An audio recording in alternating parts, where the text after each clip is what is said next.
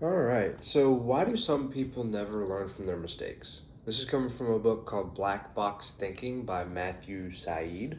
I believe is how you pronounce his last name. Here's the cover.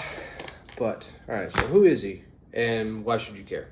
Right? Because obviously, learning from mistakes is pretty much how humans learn it in general.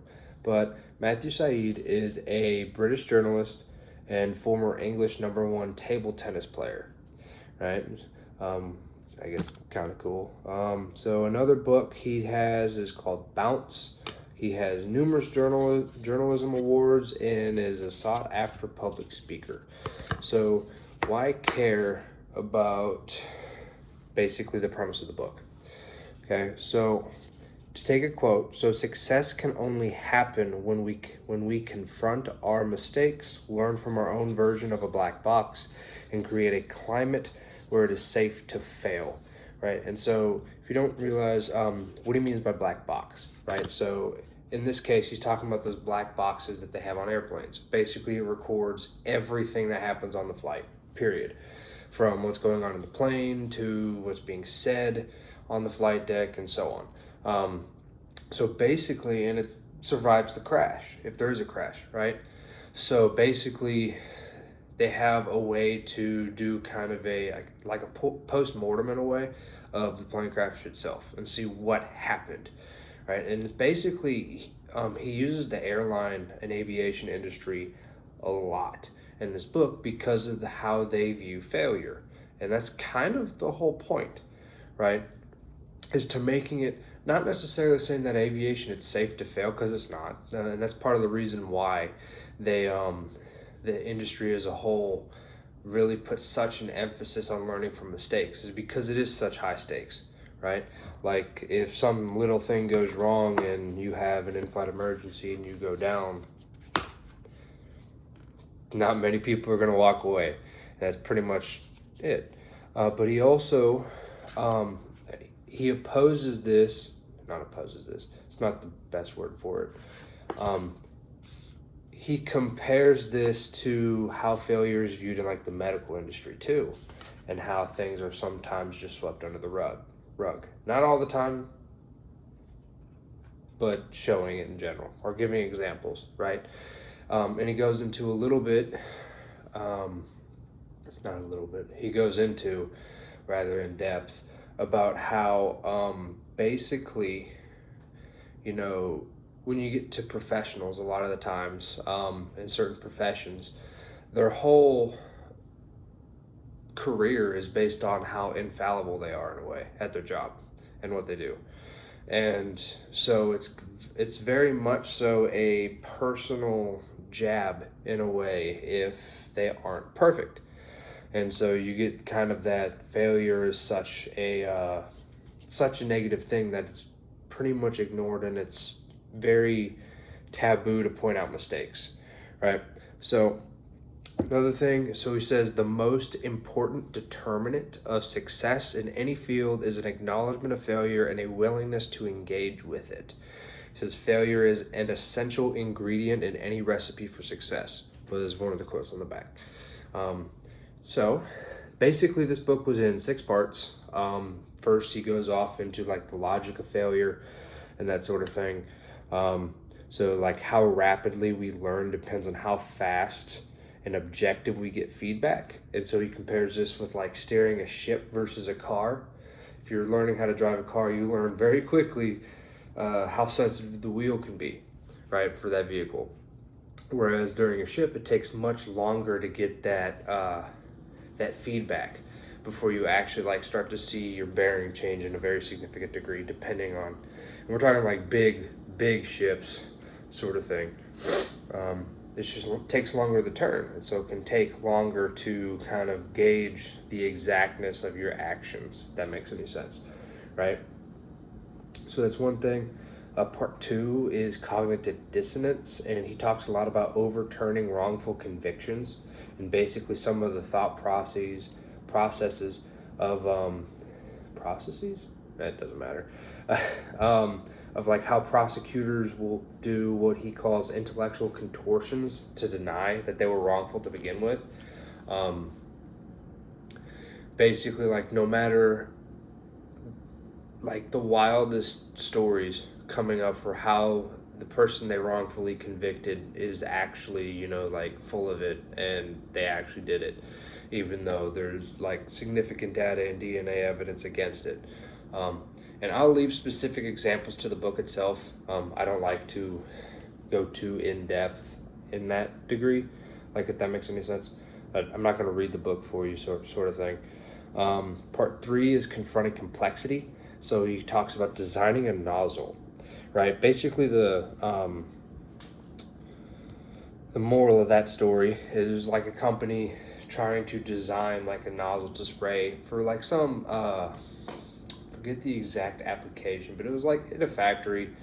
One of the parts to basically optimize parts of the manufacturing process, right? And they had one group who was basically a bunch of scientists and be all nerdy and stuff and equations, that sort of thing, and how their nozzle turned out, and it ended up failing. And then there was another group that basically just did iterations, and they, like, tried a bunch of different things, saw what worked best, used that as, like, a new baseline, tried different things, changed a different characteristic or something, and just kept iterating over and over and over again, like, thousands of times, until they got it basically perfect.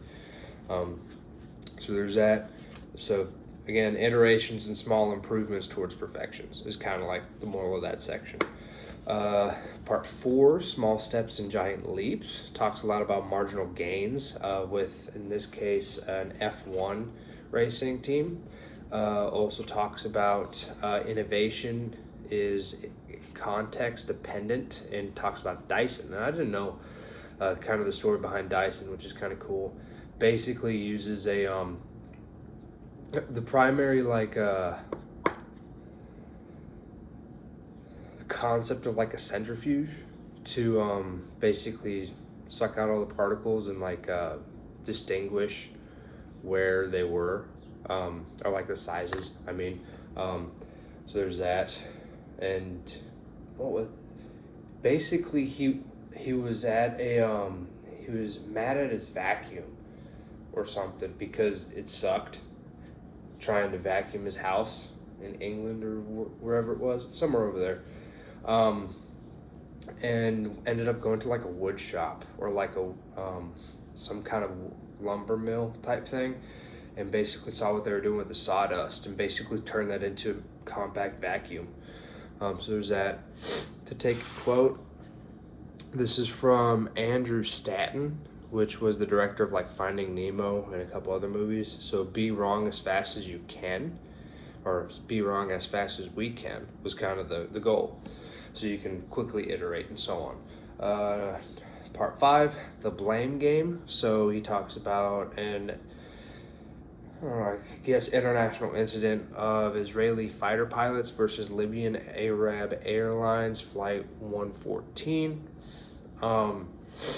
Basically confusions between typical airliner, got lost in a sandstorm, if I remember correctly, and basically went into Israeli, like, military airspace, and couldn't really, like, there was something between the pilots of the airliner, didn't really understand what was going on with the fighter pilots. They actually thought they were someone else. They thought they were Egyptian at first, and thought they were in Egypt, and thought they were just trying to help them get to the nearest airport, but they were missing a lot of signs from the fighter pilots, and ended up getting, like, their wingtips shot at, and they freaked out, and instead of actually landing at an airfield they were getting close to, they basically aborted and banked off and tried to run away and got shut down, basically. And kind of the stories about that. Talks about the November Oscar incident, which was basically a plane landing in heavy fog, and where the pilot was practically ruined for it. He was blamed for everything, despite the situation of it all. Basically, like, I'm not going to remember all the characteristics again, read the book, I guess, but basically he's extreme tired, had to push through long flights, bad Chinese food, or some food he wasn't used to, and the entire crew was sick, sort of thing, and a few other things like that, right? And then he ended up flying below the minimum of what you're allowed for the area, and he thought he was landing on the landing strip, but it was actually the top of like a hotel. And I think he ended up like knocking off like a light or a radar dish or whatever the hell, and went on. Finally, the last section is creating a growth culture. He called something, which includes something called the Beckham effect. So basically, just keep practicing despite failure until you can't get it wrong. He's talking about David Beckham, the soccer player. I believe it's David is his first name. Yeah. Anyways, he basically just kept doing like free kicks until he quite literally couldn't do it wrong, or like bouncing the soccer ball off your knee and stuff like that, until he could do that for like over 2,000 times without dropping it. It's something ridiculous. But there's that. Also talked about something called self-handicapping, which is basically like, for an example, would be like going out and partying and not sleeping the night before a final in college or whatever. So that basically giving yourself an excuse that if you don't do as well as you wish you would have, you can kind of blame it on that, and you're handicapping yourself on purpose, basically giving you an excuse if you fail, right? And we'll kind of close out in a little quote he gave from philosopher Karl Popper, which is, true ignorance is not the absence of knowledge, but the refusal to acquire it, right? So like refusing to learn from your mistakes, as he does in the very beginning of the book, talking about giving a lot of like medical industry examples of doctors and surgeons and stuff doing that, basically saying like it's just how it is, sort of thing, instead of like actually diving into it and figuring it out. And the whole point, this kind of sandwich, so to say, for the book, like he starts off with basically a husband and wife. The wife goes in for a routine surgery, no big deal, but ends up dying because they didn't do, they could never get her to breathe under anesthesia, and they got so focused on all the other stuff, couldn't get the tube down her throat or whatever, that they didn't do the last resort, like cutting a hole and putting it in, whatever that's called. Not a doctor, but they ended up not doing that, and she ended up suffocating to death, basically. But her husband happened to be a pilot and brought his black box thinking from the aviation industry to the situation, and basically didn't stop until he had an answer. And closes off with a heartwarming story on how all that ended between the father and the kid still. But overall, it's a decent book. I liked it. It's definitely gives you different ways to think about failure that is, I'd say, extremely important, because, I mean, I don't know about you, but I don't learn all too well by just being told things. A lot of the times I don't actually like understand them like deeply until I actually like do something and fail at it, like making videos, for example. It's part of the reason why I do them. But anyways, to conclude, great book, highly recommend it. I'll put a playlist for all the book reviews up in the corner, and as always, you can find a link. I always put an Amazon link in the bottom, so you guys can easily find the books that I'm talking about too. But either way, we'll leave this one here, and hope to see you guys on the next one.